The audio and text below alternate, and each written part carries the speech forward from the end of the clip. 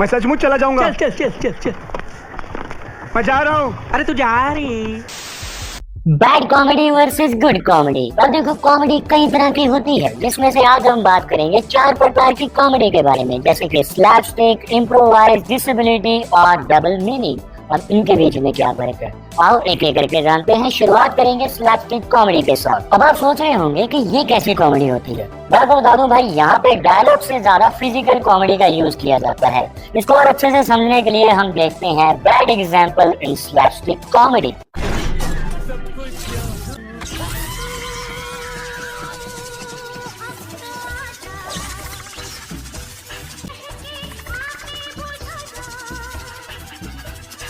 हाँ बस यही रिएक्शन था हम सबका जब हमने ये सीन पहली बार देखा था। भाई ध्यान से देखोगे ना तो इस सीन में आपको पुराने से लेके नया दिग्गज से दिग्गज कॉमेडियन देखने को मिलेगा, पर फिर भी ये इस वाले सीन में हंसाने में नाकामयाब रहते हैं। पता है क्यों?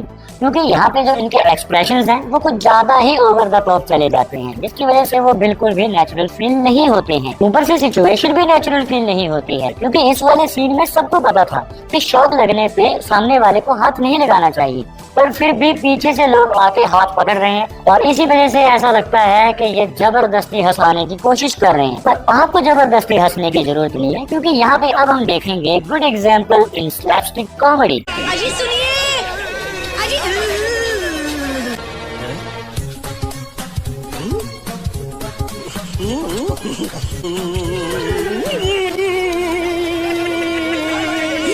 अब इस वाले सीन में नोटिस करना, यहाँ पे ज्यादातर कैरेक्टर्स को पता ही नहीं था कि सामने वाले को शॉक लग रहा है। वो बस अनजाने में उनके ऊपर हाथ रख देते हैं, जिसकी वजह से उनको शॉक लग जाता है और फिर एक के बाद एक सब उस शॉक की पकड़ में आते चले जाते हैं। और यहाँ पे कोई सेंस नहीं बनता है, पर ये हंसाने में कामयाब रहते हैं। और फिर आती है इम्प्रोवाइज कॉमेडी, जिसे फ्री स्टाइल कॉमेडी भी कहा जाता है, जो कि कॉमेडी मूवीज में सबसे ज्यादा यूज की जाती है, जहाँ पे एक्टर्स अपने इंस्टेंट रिएक्शन और अपनी कॉमिक टाइमिंग से ऐसे जोक से ऐसी कॉमेडी सिचुएशन क्रिएट करते हैं जो कि सदाबहार हो जाती है। और इसकी सबसे बड़ी एग्जांपल अक्षय कुमार खुद है। भाई वो तो सीन के बीच में जूनियर आर्टिस्ट तक को नहीं छोड़ते हैं।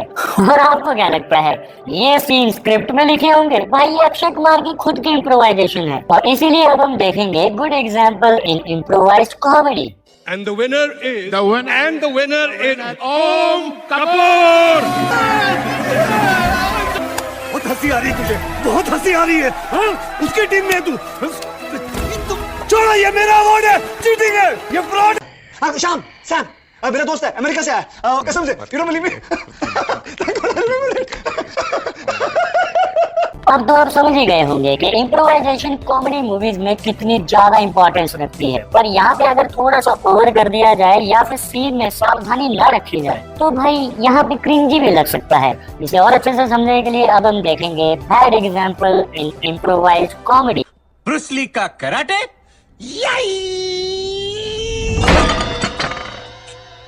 और अशोक कुमार के पराठे। डिरी डिरी डे। आपको देख के रोना आ रहा सर। साले एक आंसू नहीं आ रहा तेरे अंदर से और तेरे को रोना आ रहा है। मजे लेता है तू हमारे सर में। आगे कुछ भी बोलने से पहले मैं आपसे माफी मांगना चाहता हूँ कि मैंने आप सबको ये सीन दिखाए। हो सके तो दिमाग में से इनको डिलीट कर देना, भूल जाना। भाई ऐसे इम्प्रोवाइज कॉमेडी से अच्छा तो स्क्रिप्ट में लिखे हुए डायलॉग्स ही बोल देते तो शायद हमें हंसी आ भी जाती, पर इसे देख के एकदम क्रिंजी फील होता है। खैर इनके अलावा कई बार तो एकदम ऐसी सिचुएशन खड़ी हो जाती है जहाँ पे एक्टर का इंस्टेंट रिएक्शन निकलता है, जिससे कि कॉमेडी और भी ज्यादा नेचुरल बन जाती है। मैंने ऑलरेडी टैक्सी बुलवा ली है। अरे टैक्सी की तेल लेने मैं आता हूँ ना, पूछा एयरपोर्ट पे। Bye bye bye.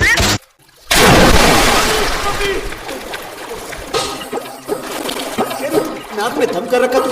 देखा, ये है वो रिएक्शन जो कि रिलेटेबल फील होते हैं। पता है क्यों? क्योंकि रियल लाइफ में जब हमारे साथ कुछ ऐसा होता है एकदम से हमारे अंदर से भी ऐसे ही रिएक्शन निकलते हैं। इसके बाद आती है डिसेबिलिटी कॉमेडी। अब इसमें क्या होता है, जब किसी कैरेक्टर को मानसिक या फिर शारीरिक तौर पे कोई प्रॉब्लम होती है, जैसे कि कोई कैरेक्टर बोल नहीं सकता, सुन नहीं सकता या फिर वो चल नहीं सकता, वो हैंडीकैप्ड है, तो उसकी डिसेबिलिटी को कॉमेडी मूवीज में इमोशनली नहीं बल्कि हिलेरियस तरीके से दिखाया जाता है। चलो इसे और अच्छे से एक्सप्लोर करते हैं और देख लेते हैं good example in disability comedy. टोबो बोलता है टोबो की बात नहीं सुनी, इसके लिए तेरे कानों को सजा मिलेगी। कानों को? इसके कान काट दो। नहीं टोबू, मेरे कान मत काट टोबू, मैं अंधा हो जाऊंगा टोबू। टोबो बोलता है क्या बोलता है? टोबो बोलता है 5 लाख लोगे, वो कब और कैसे लौटाओगे? अच्छा याद करो, ऐसी कौन सी मूवीज हैं जिसमें मेन कैरेक्टर बोल नहीं पाता है? आपको चुप चुप के याद आएगी, गोलमाल याद आएगी, और फिर आती है ऑल द बेस्ट, जिसमें हमें जॉनी लीवर का कैरेक्टर देखने को मिलता है जो कि म्यूट है, पर बाकी सभी म्यूट कैरेक्टर से एकदम हटके। भाई मैं बस यही जानना चाहता हूँ कि चम्मच और गिलास से बात करने का आइडिया किसके दिमाग में आया था? पर कई बार कॉमेडी मूवीज में डिसेबिलिटी ह्यूमर लैंड नहीं कर पाता है या फिर खुल के हंसा नहीं पाता है।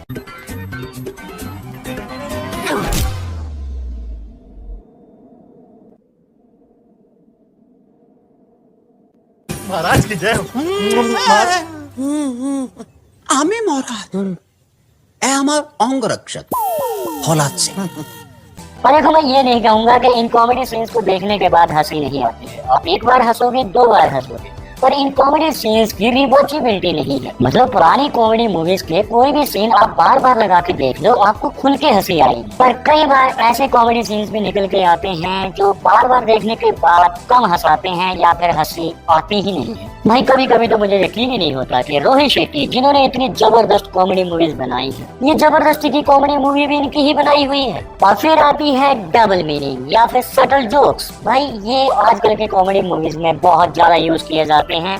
मतलब क्लीन कॉमेडी तो कहीं खो सी गई है, पर यहाँ पे बैड और गुड एग्जाम्पल दोनों ही है। सबसे पहले देखेंगे bad example in double meaning comedy. और अब सबके सब ठोकते रहो। क्या? तालियां, क्योंकि जॉली इज कमिंग। और देखो भाई आपको भी पता है, मुझे भी पता है कि यहाँ पे क्या ठोकने की बात हो रही, और इनको लगा पता नहीं क्या ही मास्टरपीस लिख दिया है। आखिर में ताली ठोकने की बात करेंगे तो लोग खुल के हंसने लगेंगे। थैंक्स टू सिद्धू बाजी भाई हम ये लाइन हजारों बार सुन चुके हैं, जिसकी वजह से हंसी बिल्कुल भी नहीं आती है। और भाई डबल मीनिंग जोक को थोड़ा तो सटल रखो। और सटल जोक्स कैसे होते हैं उसे अच्छे से जानने के लिए हम देखेंगे good example in double meaning comedy. मेरी एक टांग दिल्ली में तो दूसरी टांग पंजाब में होती है। माँ कसम हरियाणा वालों को तो मजा आ जाता होगा। ओए बाबे कुछ समझ नहीं आया। माँ एक दिन समझा दूंगा। भाई ये होता है एक सटल जोक जो कि अनएक्सपेक्टेड है, और सबको पता है कि पंजाब और दिल्ली के बीच में कौन सा स्टेट आता है, हरियाणा। और यहाँ पे संजय मिश्रा जी ने जो लाइन बोली है ना, वो इतनी सटल है, यहाँ पे वही हंस पाएगा जो इस जोक को पकड़ पाएगा। और अगर अभी भी आपका मन नहीं भरा है और भी कॉमेडी सीन्स का कंपैरिजन देखना है तो आपके लिए प्रबंध कर दिया गया है, यहाँ पे क्लिक करके देख सकते हो। पर हाँ, जाते जाते अपना फेवरेट कॉमेडी सीन जरूर बता के जाना। कौन है? सर लूंड्री नहीं चाहिए।